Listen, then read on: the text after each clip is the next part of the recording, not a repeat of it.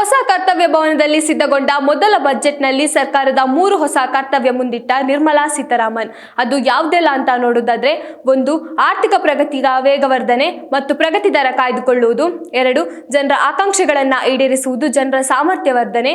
3. ಸಬ್ಕಾ ಸಾಥ್ ಸಬ್ಕಾ ವಿಕಾಸ್ ಆಶಯದ ಸಾಧನೆ.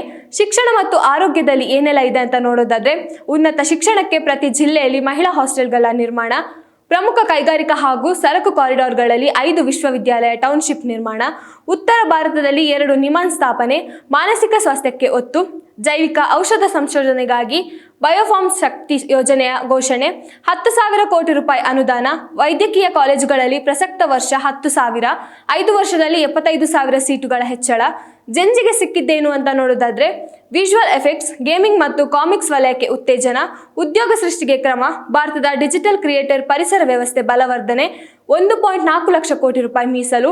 ಮುಂಬೈನಲ್ಲಿ Indian institution of creative technology ಸ್ಥಾಪನೆ, 15,000 ಹೈಸ್ಕೂಲ್, 500 ಕಾಲೇಜುಗಳಲ್ಲಿ ಕಂಟೆಂಟ್ ಕ್ರಿಯೇಟರ್ ಲ್ಯಾಬ್.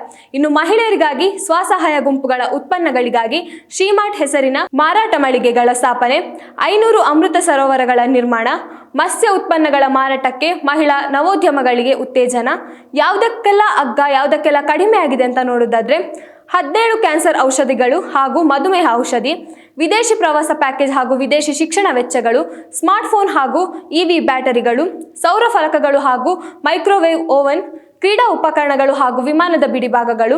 ಯಾವುದೆಲ್ಲ ದುಬಾರಿ ಅಂತ ನೋಡೋದಾದ್ರೆ, ವಿದೇಶಿ ಆಲ್ಕೋಹಾಲ್, ಐಷಾರಾಮಿ ವಾಚ್, ಛತ್ರಿಗಳು, coffee machine, cigarette, pan masala, ತಂಬಾಕು ಉತ್ಪನ್ನಗಳು, ರಸಗೊಬ್ಬರ. ಹಾಗಾದ್ರೆ ಕರ್ನಾಟಕಕ್ಕೆ ಸಿಕ್ಕಿದ್ದೇನು ಅಂತ ನೋಡೋದಾದ್ರೆ, 2 ಹೈಸ್ಪೀಡ್ ರೈಲು, ಬೆಂಗಳೂರು ಹೈದರಾಬಾದ್ ಮತ್ತು ಬೆಂಗಳೂರು ಚೆನ್ನೈ ನಡುವೆ ಹೈಸ್ಪೀಡ್ ರೈಲು, ಕಡಲಾಮೆ ಮಾರ್ಗ ಅಭಿವೃದ್ಧಿ, ಕರ್ನಾಟಕ ಕೇರಳ ಒಡಿಶಾದ ಕರಾವಳಿಯಲ್ಲಿ ಕಡಲಾಮೆಗಳ ರಕ್ಷಣೆ, ಆವಾಸ ಸ್ಥಾನ ಅಭಿವೃದ್ಧಿ, ಪರಿಸರ ಪ್ರವಾಸೋದ್ಯಮ ಅಭಿವೃದ್ಧಿಗೆ ಯೋಜನೆ.